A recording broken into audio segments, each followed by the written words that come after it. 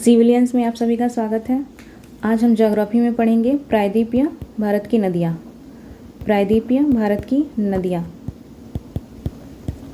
जिसमें हम प्रायद्वीपीय पठार में बहने वाली नदियों को देखेंगे। आइए तो एक एक करके स्टार्ट करते हैं।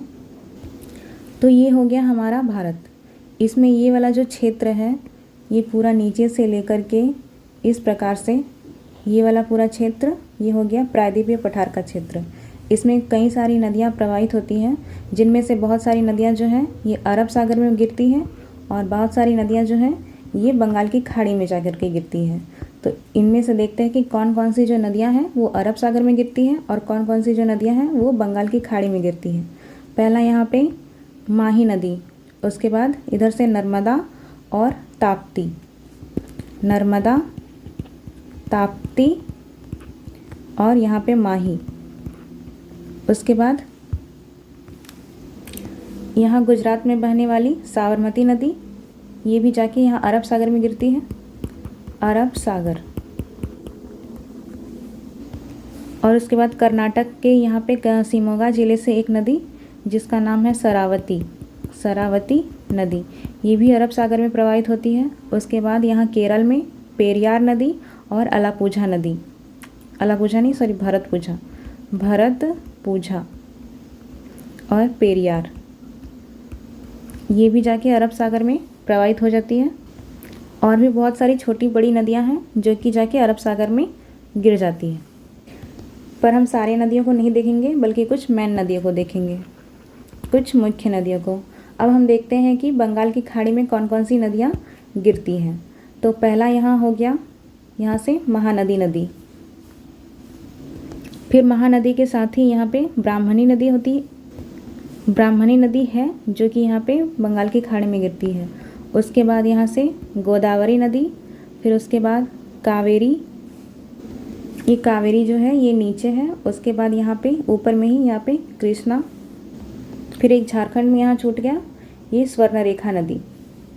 ये स्वतंत्र रूप से गिरने वाली एकमात्र ऐसी नदी है जो किसी और नदी में जाकर के नहीं मिलती है, ये स्वतंत्र रूप से बंगाल की खाड़ी में गिर जाती है। तो पश्चिम की ओर बहने वाली नदियों में से कौन कौन सी नदी हो गई? पहला साबरमती, साबरमती, फिर माही नदी, फिर बैतरनी, बैतरनी नदी, ये कहाँ से निकलती है? तो ये महाराष्ट्र से निकलती है, बैतरनी नदी। उसके बाद अगला हो गया शरावती, शरावती नदी, ये कर्नाटक के शिमोगा जिले से निकलती है। उसके बाद गोवा में मांडवी नदी, मांडवी नदी और जुआरी नदी जो कि गोवा में ही है। और इस जुआरी नदी पे ही एक जुआरी ब्रिज बनकर के तैयार हुआ है। उसके बाद अगला हो गया भरतपुझा, भरतपुझा नदी, फिर अगला पेरियार नदी, पेरियार नदी। और एक नदी है जो कि केरल की प्रमुख नदी है, ये है पंबा नदी, पंबा नदी। ये जो पंबा नदी है ये जाकर वेबनाथ झील में मिल जाती है, वेबनाथ झील, केरल में एक झील है जिसमें ये नदी मिल जाती है। पूर्व की ओर बहने वाली नदियों में से कौन कौन सी नदी हैं देखते हैं। पहला हो गया स्वर्णरेखा नदी, स्वर्णरेखा नदी, ये कहाँ से निकलती है? ये झारखंड के रांची के नगड़ी से निकलती है। उसके बाद अगला महानदी, महानदी नदी, फिर यहीं पे ब्राह्मणी, ब्राह्मणी, फिर अगला गोदावरी, गोदावरी नदी, फिर कृष्णा, उसके बाद कावेरी। तो ये कुछ नदियां हैं जो कि पूर्व की ओर बहती हैं और बंगाल की खाड़ी में गिर जाती हैं, बंगाल की खाड़ी। पश्चिम की ओर बहने वाली कुछ नदियां छूट गई, जिसमें नर्मदा, नर्मदा, ताप्ती, माही, ये नदियां हैं। पश्चिम की ओर बहने वाली कुछ खास नदियां जिनको आप ट्रिक के सहायता से याद कर सकते हैं। ये ट्रिक क्या है? तो ये है समानता। सा से क्या हो गया? साबरमती, साबरमती। मा से माही। न से नर्मदा। फिर ता से ताप्ती। तो ये कुछ नदियाँ हैं जो आप इस ट्रिक के सहायता से याद रख सकते हैं। तो ये क्या है? समानता। तो आइए एक एक करके सारी नदियों के बारे में देखते हैं। तो सबसे पहले हम देखेंगे महानदी के बारे में। महानदी, तो इसका उद्गम कहाँ से होता है? तो यहाँ छत्तीसगढ़ के रायपुर ज़िले से, छत्तीसगढ़ के रायपुर ज़िले से इसका उद्गम होता है। और रायपुर में भी कहाँ? ये सहावा पहाड़ी में। सहावा पहाड़ी ये कहाँ है? छत्तीसगढ़ के रायपुर ज़िले में सहावा पहाड़ी। और यहाँ से उद्गम होते हुए ये ओडिशा और उसके बाद यहाँ पे बंगाल की खाड़ी, बंगाल की खाड़ी में ये गिर जाती है। इस नदी पे, महानदी नदी पे, यहाँ पे उड़ीसा में सबसे बड़ा जलाशय है जिसका नाम है हीराकुंड जलाशय। हीराकुंड जलाशय। ये सब आपको पीडीएफ में मिल जाएगा। और पीडीएफ कहाँ मिलेगी इसकी जानकारी आप इस नंबर पे कॉल या मैसेज करके पता कर सकते हैं। तो ये नंबर है 6206193277। तो महानदी नदी कहाँ से निकलती है? ये छत्तीसगढ़ से निकलती है, उसके रायपुर ज़िले से और सहावा पहाड़ी नामक क्षेत्र से। और ये ओडिशा में जा कर के एक जलाशय का निर्माण करती है जिसका नाम है हीराकुंड जलाशय। इस हीराकुंड जलाशय पे अभी टी आकार का एक सेतु बना है। और इस नदी की कुल लंबाई कितनी है? तो ये है 851 किलोमीटर। 851 किलोमीटर। इसका अफवाह क्षेत्र कितना है? अफवाह क्षेत्र तो ये है 1.42 लाख किलोमीटर स्क्वायर। इस नदी का कुल लंबाई का 53% भाग ये मध्य प्रदेश और छत्तीसगढ़ में प्रवाहित होता है। मध्य प्रदेश और छत्तीसगढ़। बाकी शेष बचा भाग ये ओडिशा में। तो ये कितना? 47% ये ओडिशा में प्रवाहित होता है। ओडिशा। फिर अगली नदी जो है ये है स्वर्णरेखा। तो ये कहाँ से निकलती है? ये झारखंड के रांची ज़िले से। इस प्रकार यहाँ झारखंड हो गया। यहाँ झारखंड के रांची ज़िले से ये नदी निकलती है। फिर ये ओडिशा में एंटर करती है। उसके बाद ये बंगाल की खाड़ी में जाकर के गिर जाती है। तो इसका उद्गम स्थल क्या हो गया? उद्गम ये रांची के नगड़ी प्रखंड में। नगड़ी। इस नदी की कुल लंबाई कितनी है? तो ये है 470 किलोमीटर। 470 किलोमीटर। इसका अपवाह क्षेत्र कितना है? अपवाह क्षेत्र तो ये है लगभग 12,000 किलोमीटर स्क्वायर। इसकी कुछ सहायक नदियाँ कौन कौन सी हो गई? सहायक नदियाँ ये पहला कांची, उसके बाद खरकई, संजय, रोरो, करकरी, फिर राढ़ू। ये कुछ सहायक नदियाँ हो गई स्वर्णरेखा नदी की। ये जो स्वर्णरेखा नदी है इसके रेत में सोने के अंश पाए जाते हैं। सोने के अंश, जिसके कारण इसका नाम पड़ा है स्वर्णरेखा। इस नदी पे एक फेमस जलप्रपात भी है जिसका नाम है हुंड्रू जलप्रपात। हुंड्रू जलप्रपात ये कहाँ है? तो ये भी रांची में ही है। अब अगली जो नदी है ये है गोदावरी। तो गोदावरी नदी, इसका उद्गम कहाँ से होता है? तो ये महाराष्ट्र के नासिक जिला यहाँ स्थित त्रयंबकेश्वर पहाड़ी, यहाँ से गोदावरी नदी का उद्गम होता है। गोदावरी नदी यहाँ महाराष्ट्र से निकलते हुए तेलंगाना और उसके बाद आंध्र प्रदेश से प्रवाहित होते हुए ये बंगाल की खाड़ी में गिर जाती है, बंगाल की खाड़ी में। गोदावरी की कुछ सहायक नदियां हैं जो है इधर पेनगंगा। पेनगंगा ये गोदावरी के बाएं साइड से आकर के मिलती है। उसके बाद नीचे से यहाँ पे तेलंगाना में मंजीरा नदी, मंजीरा, ऊपर से यहाँ पे पेनगंगा। उसके बाद यहाँ पे प्राणहिता नदी जो कि तेलंगाना के बॉर्डर से आते हैं, आती हुई यहाँ पे गोदावरी नदी में मिल जाती है। ये प्राणहिता नदी, प्राणहिता, प्राणहिता नदी। उसके बाद अगली जो नदी है ये है यहाँ से यहाँ पे छत्तीसगढ़, छत्तीसगढ़ से यहाँ से इंद्रावती नदी, ये भी आकर के यहाँ गोदावरी नदी में मिल जाती है, इंद्रावती नदी। उसके बाद इसके नीचे से मनेर नदी, फिर यहाँ सबरी नदी, ये जाकर के गोदावरी नदी से मिल जाती है। तो ये इसकी कुछ सहायक नदियाँ हो गई। उसके बाद हम इसकी कुल लंबाई देखें तो ये कितनी है, कुल लंबाई ये है 1465 किलोमीटर। आप इसे 1400 भी याद रख सकते हैं। जल ग्रहण क्षेत्र इसका कितना है, जल ग्रहण क्षेत्र ये है 3 लाख वर्ग किलोमीटर, 3 लाख वर्ग किलोमीटर। इस नदी का 50% भाग ये महाराष्ट्र में, महाराष्ट्र। उसके बाद अगला 20% भाग ये मध्य प्रदेश और छत्तीसगढ़ में, छत्तीसगढ़। उसके बाद शेष ये तेलंगाना, तेलंगाना और आंध्र प्रदेश, आंध्र प्रदेश इसमें पड़ता है। तो सबसे ज़्यादा भाग इसका महाराष्ट्र में है। का उद्गम कहाँ से होता है, तो महाराष्ट्र के नासिक जिले के त्रयंबकेश्वर पहाड़ी के पास से।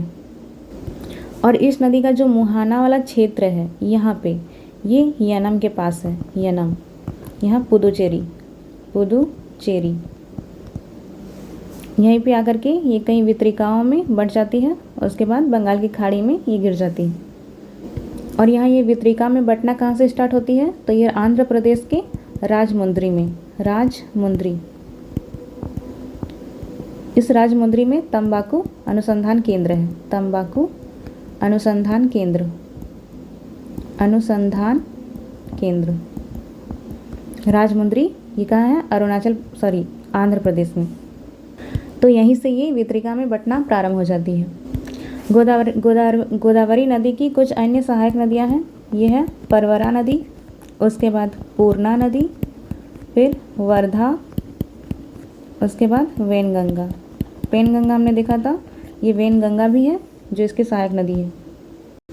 उसके बाद अगली जो नदी है ये है कृष्णा नदी। और एक फैक्ट जो कि गोदावरी नदी से रिलेटेड है, गोदावरी नदी इसे क्या कहा जाता है, तो इसे दक्षिण गंगा, दक्षिण गंगा के नाम से भी जाना जाता है गोदावरी नदी को। अगला है कृष्णा नदी जो कि कर्नाटक के यहाँ महाबलेश्वर से निकलती है और उसके बाद आंध्र प्रदेश से ये गुजरती है और बंगाल की खाड़ी में गिर जाती है, बंगाल की खाड़ी में। और ये प्रायद्वीपीय भारत की दूसरी सबसे बड़ी नदी है, ये दूसरी बड़ी नदी है। पहली सबसे बड़ी नदी ये गोदावरी नदी, इसकी कुल लंबाई कितनी है, तो ये 1401 किलोमीटर। और गोदावरी नदी की लंबाई कितनी थी, तो ये थी 1465 या 1400 किलोमीटर लगभग बोल सकते हैं। और इसकी जो लंबाई है ये 1401 किलोमीटर। तो इसका उद्गम कहाँ से होता है, ये महाबलेश्वर के निकट, कर्नाटक में, ये महाबलेश्वर के निकट से ही होता है। और इसकी कुल लंबाई 1401 किलोमीटर है। और इसका कुल जल ग्रहण क्षेत्र का भाग जो है ये महाराष्ट्र में कितना है, महाराष्ट्र इसमें 27%। उसके बाद कर्नाटक में सबसे ज़्यादा इसका विस्तार है, कर्नाटक, तो ये कितना है 44%। उसके बाद तेलंगाना और आंध्र प्रदेश में, तेलंगाना और आंध्र प्रदेश में कितना है ये 29%। तो कृष्णा के दाएं तट से, यहाँ से ये मालप्रभा नदी मिलती है, इसमें मालप्रभा। फिर दाएं तट में ही यहाँ तुंगभद्रा नदी, तुंगभद्रा। उसके बाद बाएं तट से इधर से भीमा नदी, ये महाराष्ट्र से आती है, भीमा नदी। तो सह्याद्री पर्वत कहाँ है? ये है महाराष्ट्र के पास। और यहीं के महाबलेश्वर से ये निकलती है ये नदी।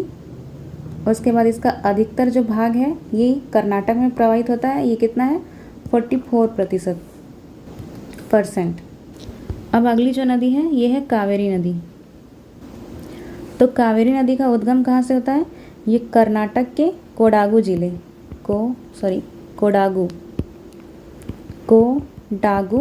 जिले से होता है। और कोडागू जिले में भी कहाँ? तो ये ब्रह्मगिरी पर्वत से ये यहाँ से निकलते हुए आगे जाती है तमिलनाडु में, और उसके बाद ये बंगाल की खाड़ी में गिर जाती है। और कर्नाटक में ही इस नदी पर एक जलाशय है जिसका नाम है कृष्ण राजा सागर। यहाँ कर्नाटक में ही स्थित है ये। और कावेरी के दक्षिण में ही यहाँ पे मैसूर स्थित है, मैसूर। उसके बाद जब ये कावेरी नदी आगे जाती है तमिलनाडु में प्रवेश करती है, तो यहाँ पे एक सागर है जिसका नाम है अस्टेनली सागर। ये कहाँ है? तो ये तमिलनाडु में कावेरी नदी पर। और इससे पहले कृष्ण राजा सागर ये कहाँ है? तो ये कर्नाटक में। ये नदी भी जब अपने मुहाने पे जाती है तो ये भी कई वितरिकाओं में बढ़ जाती है, और उसके बाद ये बंगाल की खाड़ी में गिर जाती है। और ये जो इसका मुहाना है ये भी पुडुचेरी पास है, पुडुचेरी। ये कहाँ है? तो ये तमिलनाडु वाला पुडुचेरी में, तमिलनाडु, कराईकल पुडुचेरी। इस नदी की कुछ सहायक नदियाँ जो हैं वो है यहाँ से अमरावती नदी जो इसके दाएं तट में मिलती है। अन्य सहायक नदियाँ हैं ये भवानी और काबिनी। इस नदी की कुल लंबाई कितनी है? तो ये है 1341 किलो, माफ़ कीजिएगा, इसकी लंबाई नहीं है, इसकी लंबाई 800 किलोमीटर है, 800 किलोमीटर। इसका अपवाह क्षेत्र कितना है? अपवाह क्षेत्र तो ये है 81,155 किलोमीटर स्क्वायर। डायरेक्ट आप 80,000 भी बोल सकते हैं, 80,000 के आसपास ही है। और इस नदी में वर्ष भर जल रहता है, वर्ष भर इसमें जल रहता है, मतलब सालों साल इसमें आपको जल देखने को मिलेगा। इस नदी का अधिकतर विस्तार भी ये कर्नाटक में ही है, कर्नाटक में इसका अधिकतर विस्तार है, ये है 41%। और केरल में देखा जाए तो ये 3%। और बाकी जो बचा ये बचा 56%, ये तमिलनाडु में है। तो सबसे ज़्यादा इसका विस्तार कहाँ हो गया? कर्नाटक में नहीं बल्कि तमिलनाडु में। उसके बाद अगला जो नदी है ये है पेरियार नदी।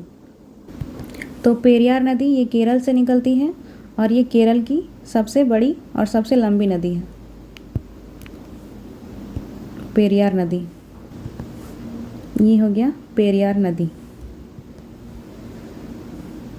यहाँ एक पेरियार झील भी स्थित है केरल में,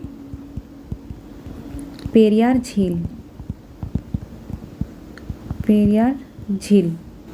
और ये केरल की सबसे बड़ी और सबसे लंबी नदी है, सबसे बड़ी और सबसे लंबी, ये केरल में सबसे लंबी। और इसी नदी पे इडुक्की परियोजना, इडुक्की बांध परियोजना ये चलाई जा रही है, जिससे कि केरल को विद्युत की सप्लाई होती है। इस नदी की लंबाई कितनी है? तो ये 244 किलोमीटर है। मैंने इसे केरल की सबसे बड़ी नदी कहा दिया, ये केरल की दूसरी सबसे बड़ी नदी है, दूसरी सबसे बड़ी और लंबी नदी है। पहली कौन सी है? तो ये है भरतपुझा नदी। भरतपुझा नदी ये सबसे बड़ी नदी है केरल की और सबसे लंबी भी। और इसका अफवाह क्षेत्र कितना है? तो ये है 5397 किलोमीटर स्क्वायर। डायरेक्ट आप इसे 5000 किलोमीटर भी बोल सकते हैं, किलोमीटर स्क्वायर में। और पेरियार नदी की अफवाह क्षेत्र कितना है? तो ये है 5243 वर्ग किलोमीटर।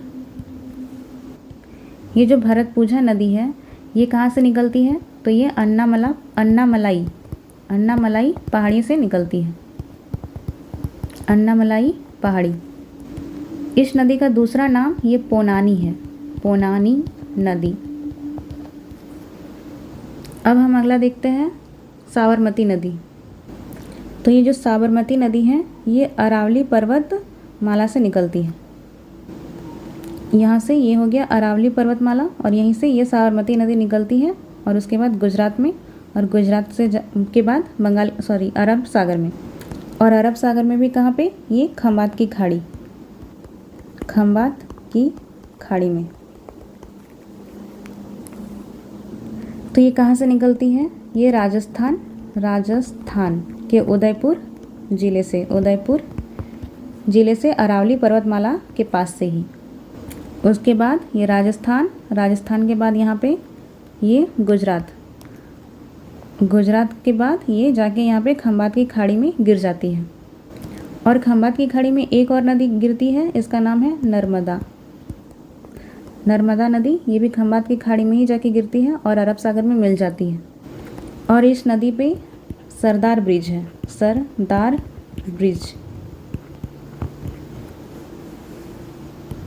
और इसका स्रोत क्या है? तो ये है ढेबर लेक।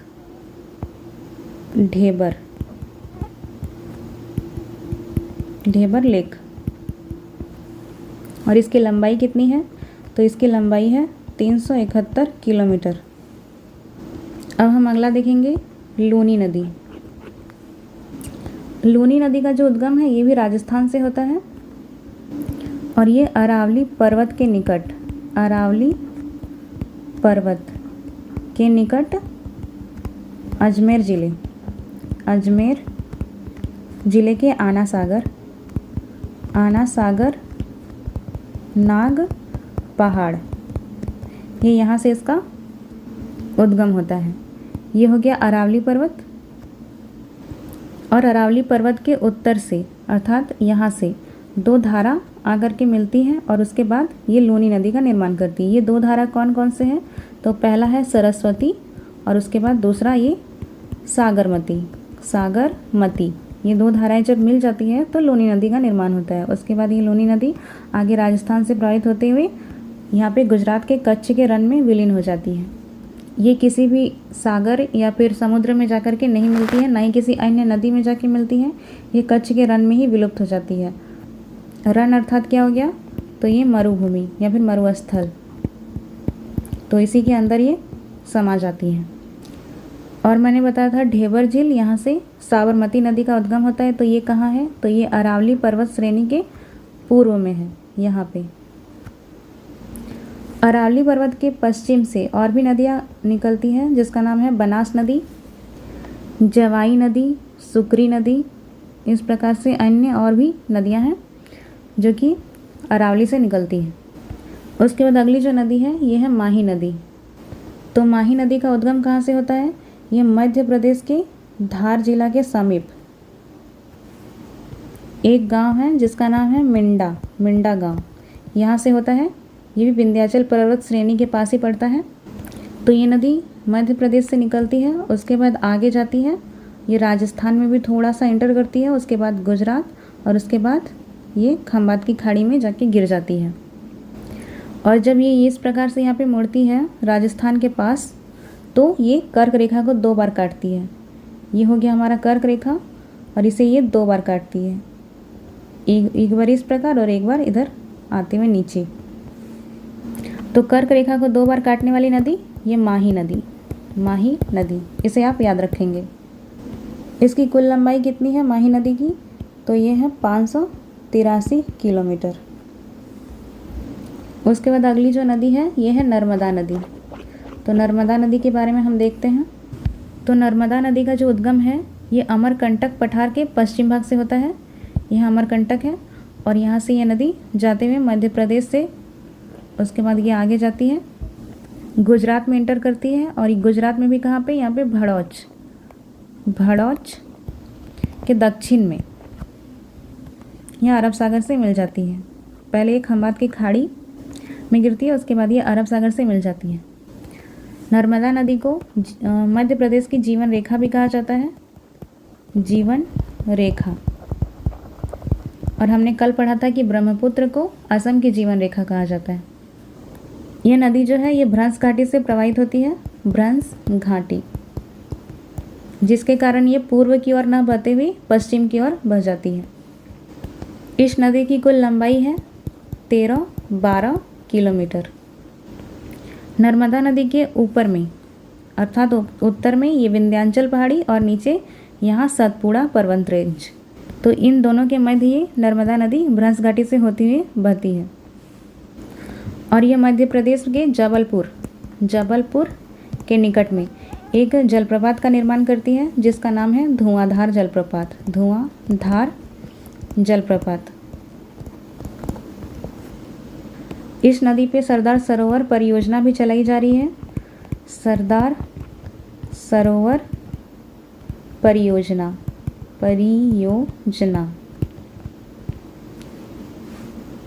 और इस नदी पे मध्य प्रदेश सरकार के द्वारा एक कार्यक्रम चलाया जा रहा है जिसका नाम है नमामि देवी नर्मदे।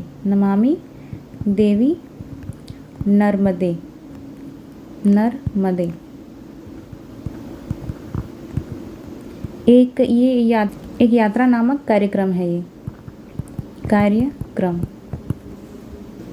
अब हम अगला जो नदी देखेंगे ये ताप्ती नदी के बारे में देखेंगे। ताप्ती नदी,